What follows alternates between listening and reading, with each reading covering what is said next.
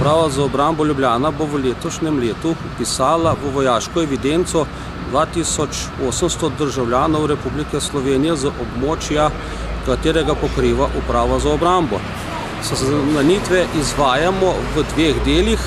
Prvi del je tukaj ta spomladanski del, v katerem delu bomo vpisali cirka 2000 in potem še v jesenskem delu, v katerem tam nekje okoli 800.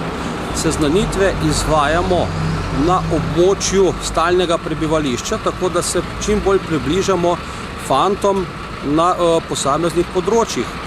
Seznanitve se zato izvaja tudi v gasilskih domovih, kulturnih domovih in prostorih občine. Smo si ogledali več stvari, kako postati poklicni vojak, kakšne so omejitve, zahtevnosti, kako postati prostovoljni vojak, poklicni rezervist in tako dalje. Izvedeli smo za tabore za mladoletne, za polnoletne, kakšne so plače, kakšno je stanje.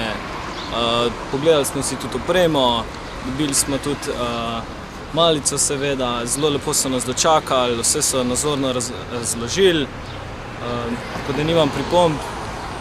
Mogoče se bom tudi sam v bodočnosti odločil za prostovoljno upravljanje ali pa tudi poklicno, bom videl, kako bo pokazal čas. Odnosom fantov letnika 96, katerega letos vpisujemo, smo na dogodkih oziroma na prireditvah zelo zadovoljni.